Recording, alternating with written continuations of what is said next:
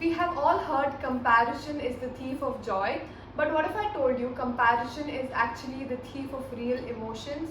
Not just joy, but all feelings that you are meant to feel.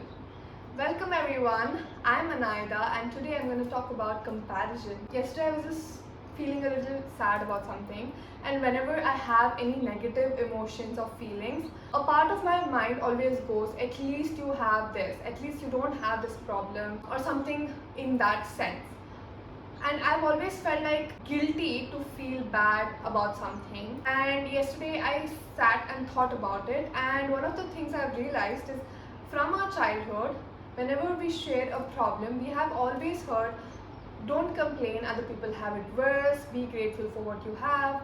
And honestly, that's not the right way to deal with our problems or emotions.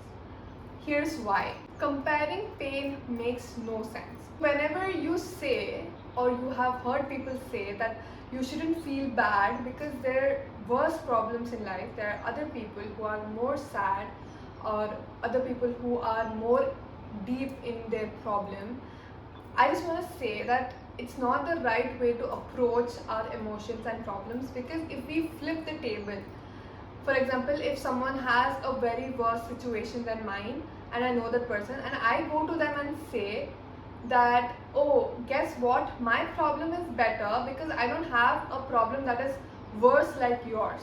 Like, that doesn't sound well, right? And it sounds so weird, right?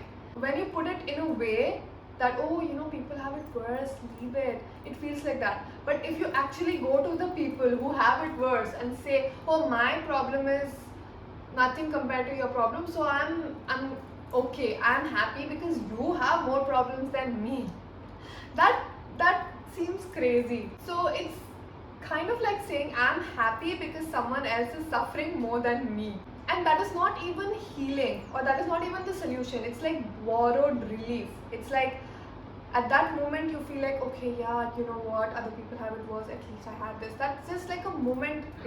Because when you ignore your feelings or you don't express your emotions when you're feeling them, that will get bottled up. That will come out in some way or the other. Trust me. You shouldn't need someone else's suffering to make yourself feel better, right?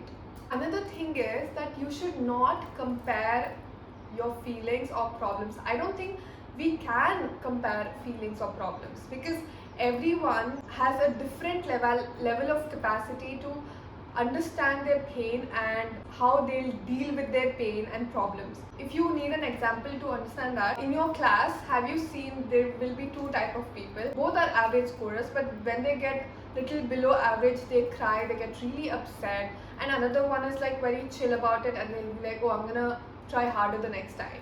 So both are right. Crying is also right, being like, oh, it's fine, I'm gonna do better in the next time, is also right. But it's different way of dealing. Even though they're in the same school, they have the same teacher, the approach is different because it's the way they see things.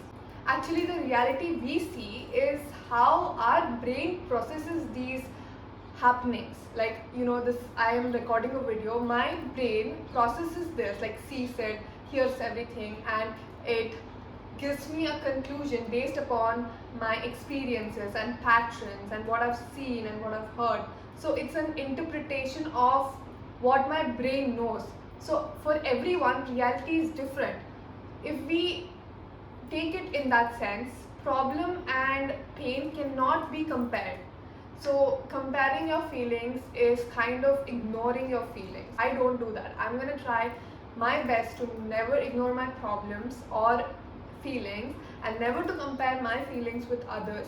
And you're meant to feel all these feelings. Like, life is not about being happy 24 hours 7, right? Life is about experiencing sadness, frustration, anger. Like, we all get angry at some point, but it's like the way we react is different. We try to always be happy, but we wouldn't know how good it feels to be happy if we don't know sadness, if we don't know how it feels to be empty. So all the feelings will teach you something or the other. So it's completely fine to feel sad, it's completely fine to feel frustrated or angry or tired. It's okay, you're a human being. If we always ignore it, then we'll never know how we actually feel. And I feel like that's a very big failure within ourselves. In this scenario, you would also have heard that, oh, be grateful.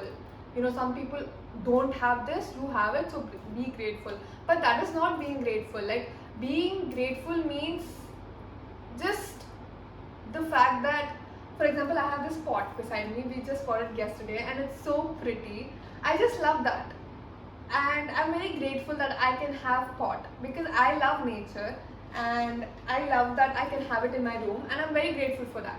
So gratefulness comes from very small things, and I'm not comparing, oh, you know what, my neighbor doesn't have a plant, I do, so I'm grateful. That is not the right way to be grateful. You just are grateful for what you have, nothing else. There is no comma that, oh, I'm grateful I have this and she doesn't or he doesn't. There's no comma, it's a full stop. It's like, I have this, I'm grateful, full stop. You know, that's how that is real gratitude. Oh my god, it's raining. I hope you all can hear me. I need to scream a little bit now. It's like, you shouldn't need to look at someone's worst situations to feel better about your situation, right? Like, just be grateful for your situation. You don't need to see other people in bad circumstances. So what else to do when you're feeling sad?